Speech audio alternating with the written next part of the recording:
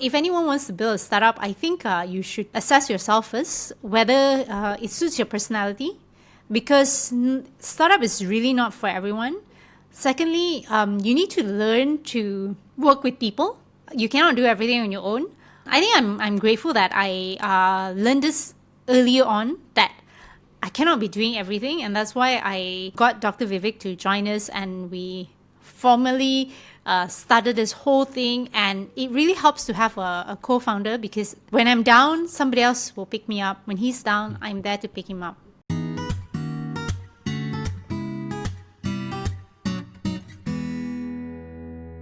Welcome to the iSearch podcast. Today we have Dr. Selina, the co-founder of Disruptive Doctors, on the show. So in this episode, we'll talk about the journey going from doctor to startup founder and how Disruptive Doctors aim to impact healthcare in Malaysia. So welcome to the show, Dr. Selina. Hi, Benjamin. Thanks for having me. Alright, so I'm just curious, how did the idea of Disruptive Doctors came about, and also what inspired you to start this?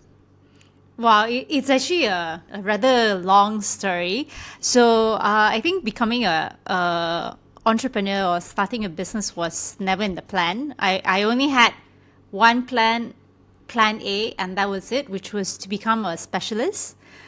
I wanted to become a doctor as long as I can ever remember. I think it probably was brainwashed into it by family and Hollywood. So I became a doctor. I graduated from Indonesia, had an amazing time studying there, learning about, getting a lot of hands-on cases and first-hand experience of textbook cases that you only see in textbooks, but I managed to encounter them when I was in Indonesia. I came back, I started working as I did my housemanship, my MO-ship, I was in district postings. And then, actually, when I always enjoyed ICU and anesthesia, particularly ICU, because that's where you really get to see the art of medicine, and the effects of what you're doing is so quick and so fast. You can really see it from the patient's response. So I was in a few hospitals in Malaysia. I worked in a few different hospitals in Malaysia. I was mostly in ICU.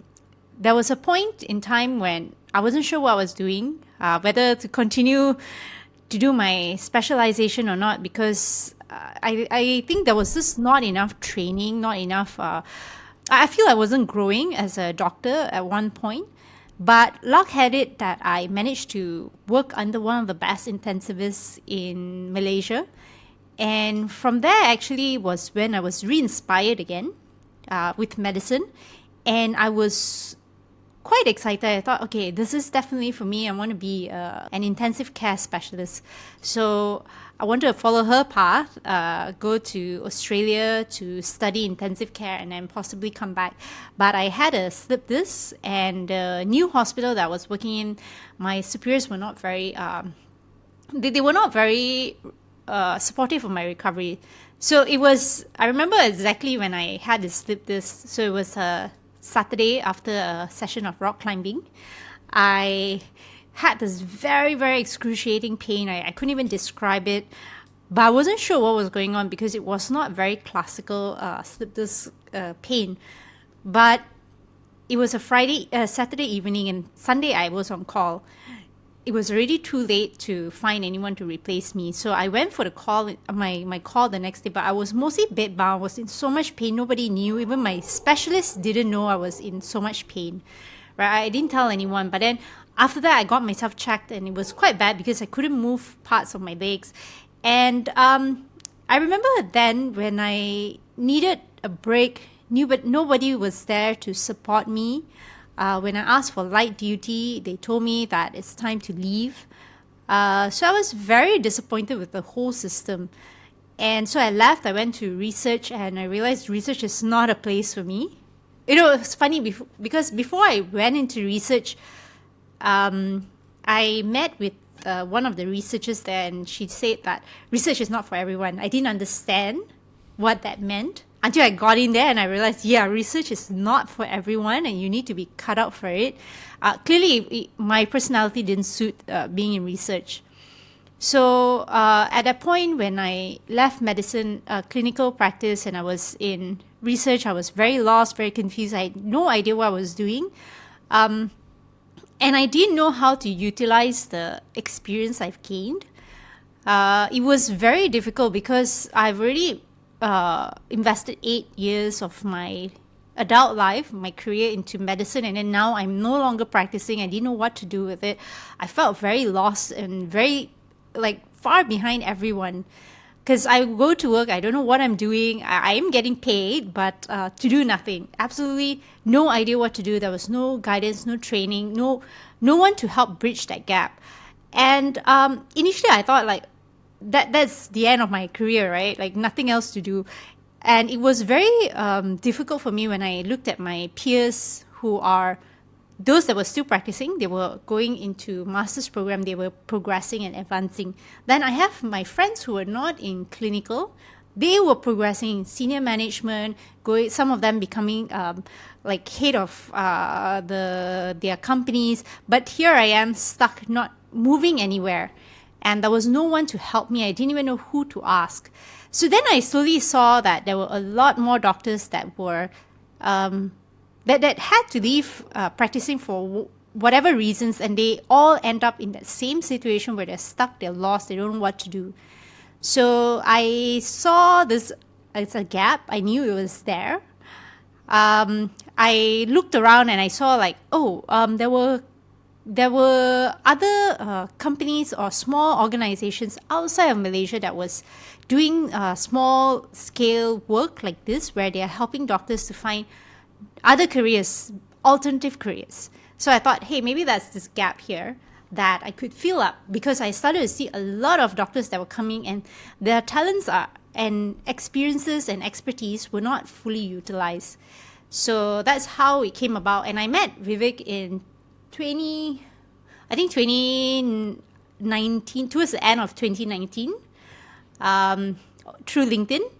And we started talking, and I've never met him in person before that. I told him I was testing this out. So I sort of tested the market out, whether the market actually wanted something like Disruptive Doctors, right? Whether is it only me and a few doctors that I see around me? So I started testing it in 2020, and I saw that there were so many doctors like me. And 2020 was when Vivek and I met. You know, it was amid the MCO, the lockdowns. COVID time, yeah.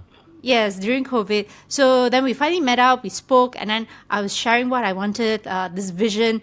And we were like, hey, let's build this together. Because I knew there was no way I could build this thing together by myself. I needed a co-founder. I needed to build this together with someone. Because over the years, I realized where my skills were lacking. And I needed someone who could bring something different to the table. And I think that's where Vivek came along, and we decided, okay, there's this vision we want to build where we have this platform where we actually help doctors to impact healthcare differently. Yeah. Okay. So when did you had your this sleep disc? 2016 or 2017? Oh, 2016. So during 2016 to 2020, you were just doing some research work, and then finally 2020 you met Vivek, and then that's when you kickstart the disruptive doctors. Actually, it was 2017 when I left clinical practice for good. I think 2017 or 2018, because even though I had my symptoms, I was still recuperating. It was towards the end of the year, and yes, I had this idea. It was a seed. Okay, I had this idea. I think maybe 2018 or 2019 was a seed, and it took a while before I launched it and kickstart the whole thing with Vivek. Okay, great. So how can doctors impact healthcare differently, and also what are the benefits doctors get when they join this disruptive doctors community? Okay, so as doctors, I think for the longest time and very conventionally, we've been trained in sick care. We were not taught what healthcare is, and the problem with doctors we think that there's no opportunities outside. We think that there's not much you can do. But because mostly we are only trained in sick care, we don't know what healthcare looks like. But healthcare is a huge, vast ocean outside. So if they join Disruptive Doctors, they'll be part of a community of forward-thinking doctors who are ready to impact healthcare differently, ready to make a change, ready to do things differently. It's not just about leaving medicine. It's not about leaving medicine. It's about stepping into healthcare, the broader possibility of healthcare. So it's great. It's good to surround yourself with people who are already changing the game, because healthcare is ripe for disruption. If doctors are not there at the forefront when things are changing, they're going to be lagging behind. And in the end, it's going to be people who have no idea what patient care is all about. They are the one that's going to tell you what you need to do.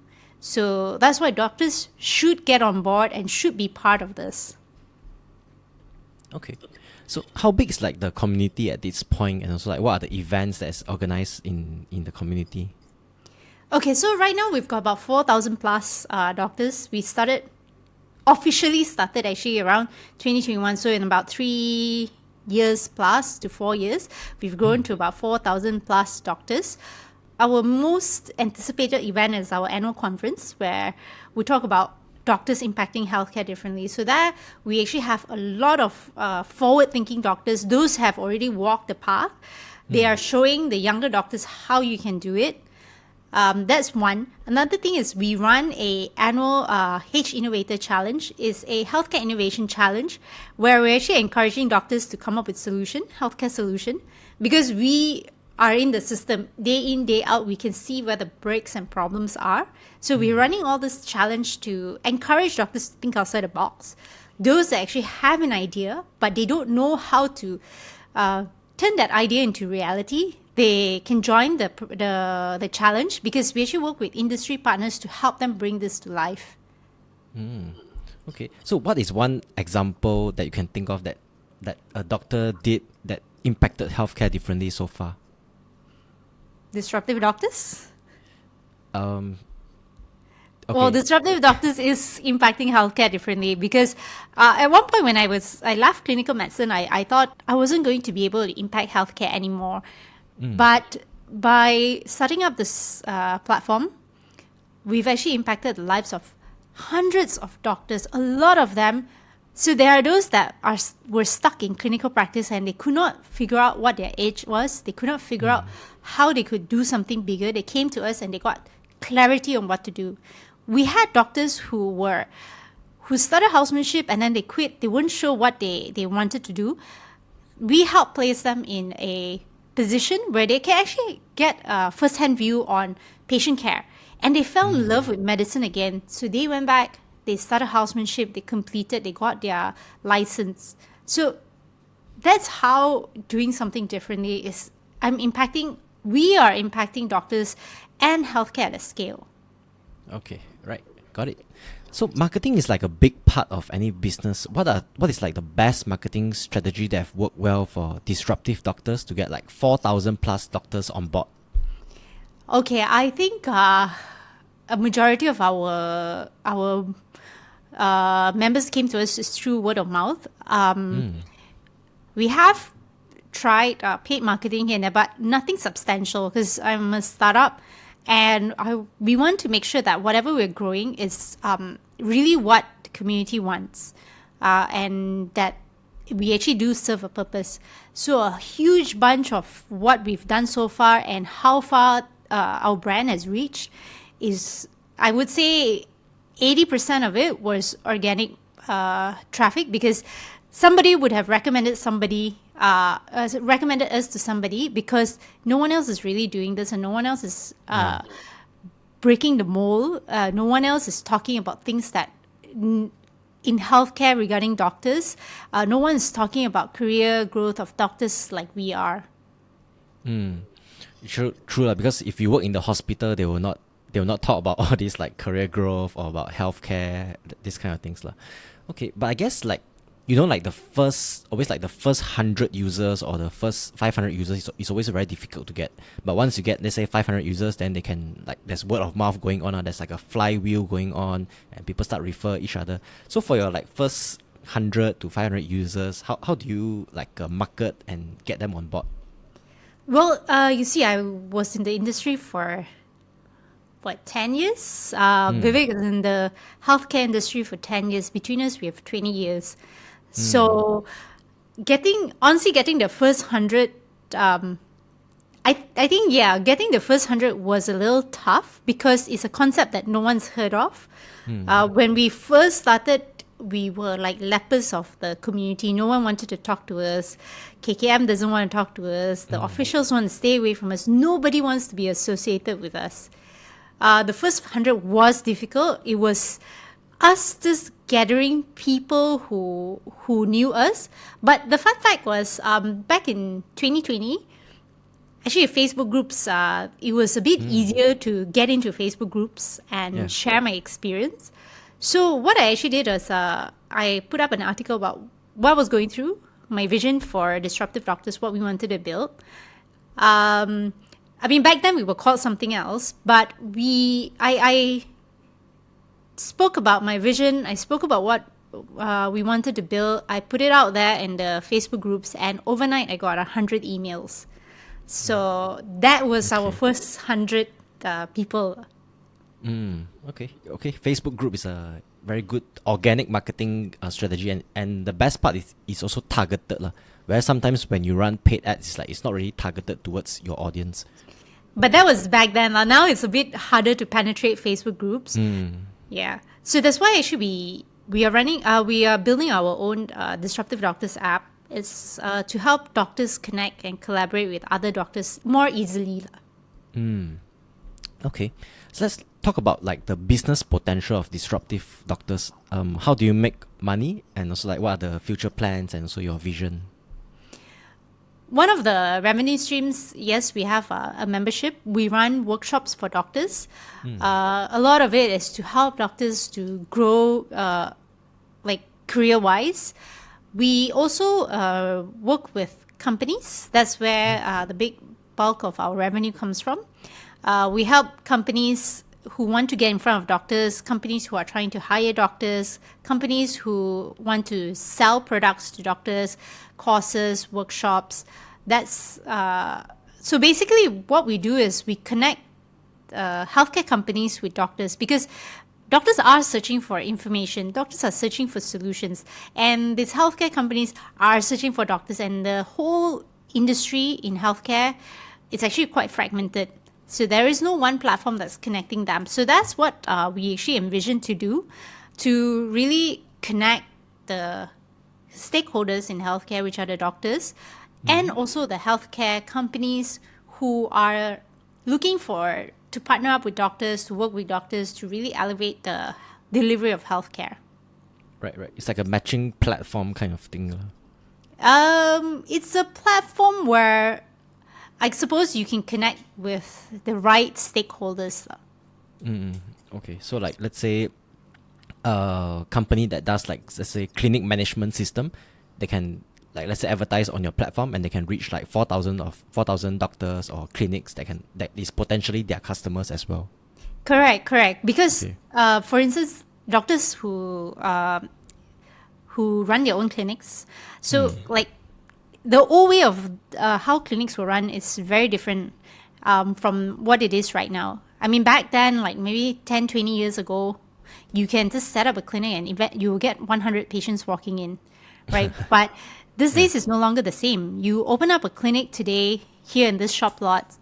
In the next month, maybe 4 other clinics might open just next to you. So there's going to be all these difficulties, and trust me, doctors will not know where to find the answer. How are you going to separate yourself and what to do? So on our platform, actually, we have all these providers who trusted providers, because first, doctors, we don't know how to vet stuff. We don't know the business side of medicine. So what Disruptive Doctors does is we vet for you. We vet the providers. They are proper. They are not going to come and just do a half job and then take all your money. So we make sure all of that is done. So before we put them on our platform, so like say back to that example I gave, those doctors who open up a clinic don't know how to survive. So what you need is probably marketing and marketing, a website and all that. So we get the right providers to be on the platform where doctors can easily engage them. Okay, got it. So it's like a win-win situation for both parties lah. Correct. Okay, so just now you mentioned that one of your revenue stream is membership, right? So what is the difference between a free and also paid membership?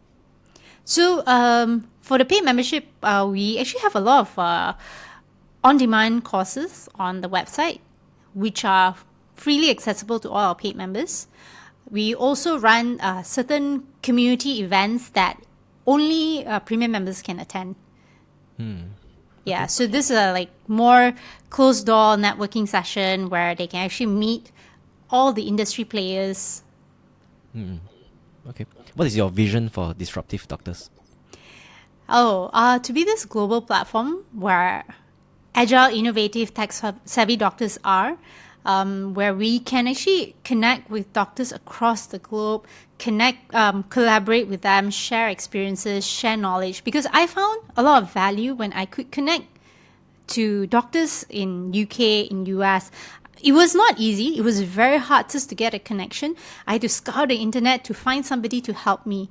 So with this platform, you can come and access it easily, and you can sometimes all you need is how they survive a certain experience, and you can use it as your survival guide.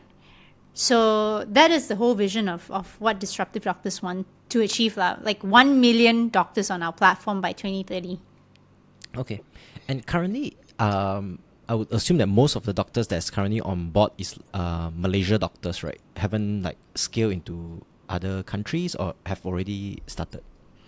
80% would be Malaysians, but we've got quite a lot of people that are coming to our platform, namely from US, from South Africa, from Bangladesh, from Australia, from Indonesia, Singapore as well. So we are sort of global already. Just not not in a big enough scale, but we will get there.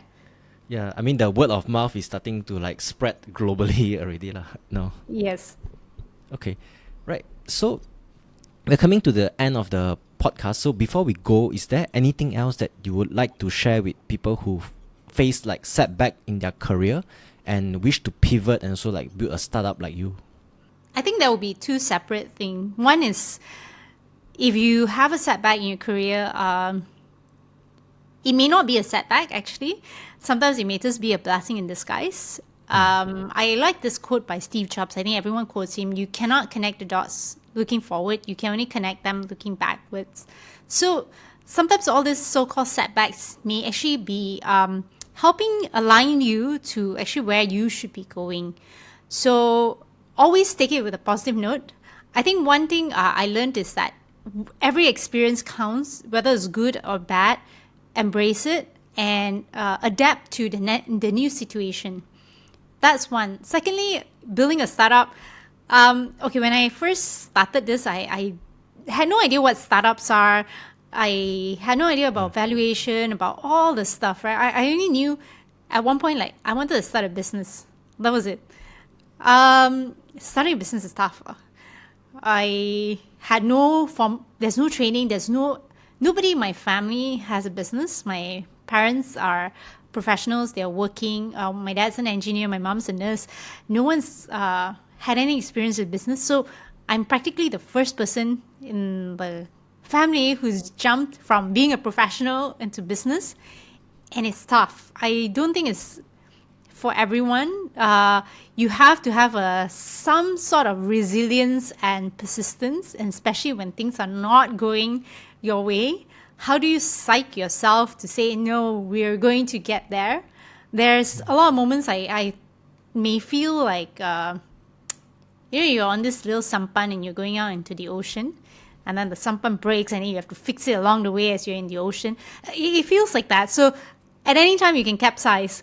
And how do you stay positive and still push through? If anyone wants to build a startup, I think you should assess yourself first, whether it suits your personality, because startup is really not for everyone. Secondly, you need to learn to work with people. You cannot do everything on your own.